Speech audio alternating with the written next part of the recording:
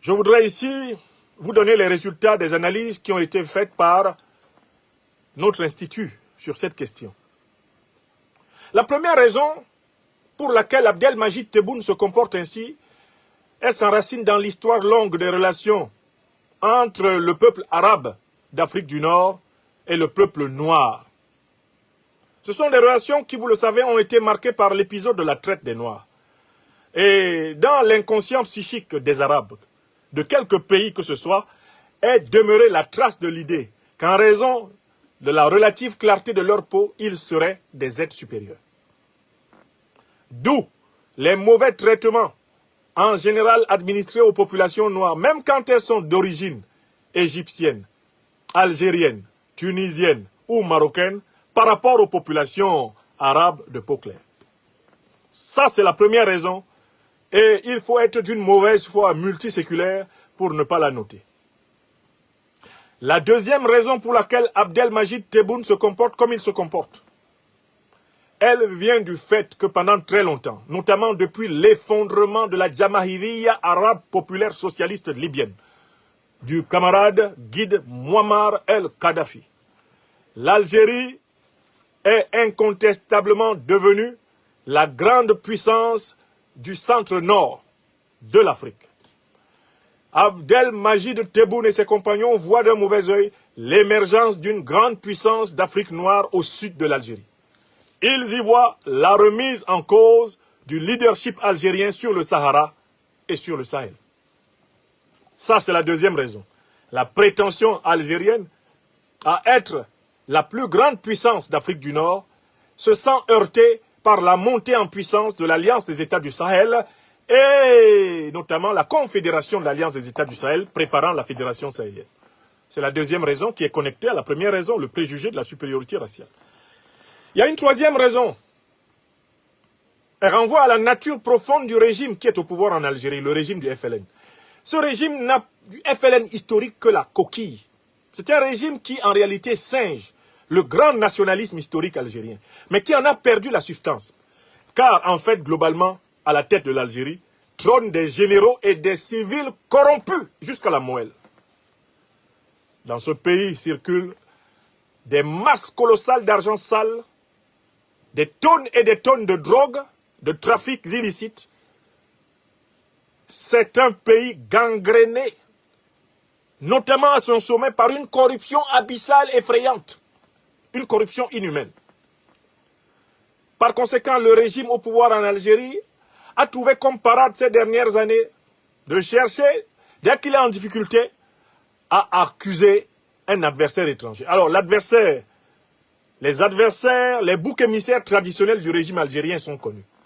Quand il est en difficulté, parce que son peuple le conteste et demande des institutions qui lui donnent le bien-être, ce régime cherche noise à la France, fait des histoires avec la France et fait porter à la France toutes les responsabilités de cette turpitude interne.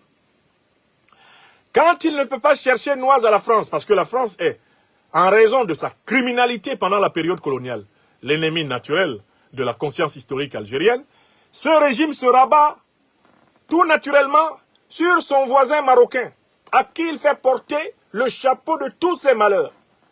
Oui, la diplomatie tactique et stratégique algérienne se réduit à une chose très simple. Quand les choses ne vont pas bien en Algérie, soit c'est la faute à la France.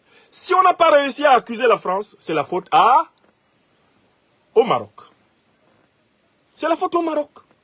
Donc c'est un régime qui nous a habitués à sa manière inimitable de s'asseoir. Comme il ne se légitime pas en rendant aux Algériens la prospérité qu'ils méritent. Parce que l'Algérie, c'est un pays pétrolier et gazier, mais dont l'écrasante majorité de la population croupit dans la misère crasse.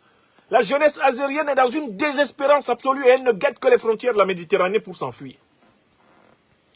Incapable de donner au peuple algérien des conditions de vie dignes du potentiel gazier et pétrolier dont la nature l'a gavé. Ce régime est le plus grand spécialiste de la bouc émissarisation de l'étranger dans l'Afrique du Nord. Donc c'est un régime qui, en interne, est moralement faible, parce qu'il ne correspond plus au FLN historique qui a combattu le colonialisme français. C'est un régime dont les dirigeants ne connaissent même plus l'histoire des résistances coloniales. Parce que s'ils connaissaient cette histoire, ils comprendraient la fraternité de lutte profonde qui unit les peuples d'Afrique noire en lutte contre le colonialisme, le néocolonialisme, l'impérialisme et le peuple algérien. Oui, ceux qui dirigent aujourd'hui l'Algérie n'ont pas la conscience qu'avaient les Houari Boumedienne, même les Chaldi Ben Jedid. Ils n'ont pas la conscience qu'avaient les Ahmed Ben Bella. Ils n'ont pas la conscience qu'avait France Fanon. Ils ne sont pas à cette dimension.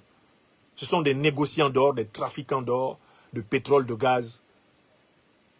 Ce sont des trafiquants de drogue. Ce sont des trafiquants d'argent et de blanchiment. Ils vivent essentiellement de se partager l'Algérie dans le dos du peuple algérien. L'opposition algérienne est taillée en pièces. Elle est écrasée, écrabouillée, brutalisée, emprisonnée, traquée, méprisée, matin, midi et soir. Donc c'est un régime en mal de légitimité interne. Par conséquent, il a besoin de l'hégémonie extérieure pour compenser son vide intérieur. On dit très bien que les tonneaux vides font beaucoup de bruit, mais les régimes illégitimes ont tendance à vouloir s'imposer souvent à des pays voisins pour se légitimer en flattant l'orgueil, le narcissisme déplacé de leurs ressortissants. Ça, c'est la troisième raison. Mais il y a une quatrième raison qui est très intéressante, c'est que, comme à la tête de l'Algérie, ce sont des gens qui s'intéressent essentiellement à s'enrichir. Ils ont les données géologiques du contenu du sous-sol du Sahel. Ils savent que le Sahel est plus riche que l'Algérie. Ils savent que le Mali est en potentiel minier, gazier, pétrolier plus riche que l'Algérie. Ils savent que le Niger est en potentiel minier, gazier, pétrolier plus riche que l'Algérie. Ils le savent. Ils savent que le Burkina Faso a un potentiel minier énorme et diversifié que l'Algérie n'a pas. Par conséquent, ces ogres qui dirigent l'Algérie passent leur temps à se donner les moyens d'imposer les dirigeants qu'il doit y avoir à la tête du Mali, les dirigeants qu'il doit y avoir à la tête du Burkina Faso, les dirigeants qu'il doit y avoir à la tête du Niger. À défaut de les imposer, ils financent des groupes rebelles, ils financent des groupes terroristes afin d'empêcher le Mali, le Burkina, le Niger d'exploiter favorablement et bénéfiquement les faramineuses richesses que le Tout-Puissant leur a conférées.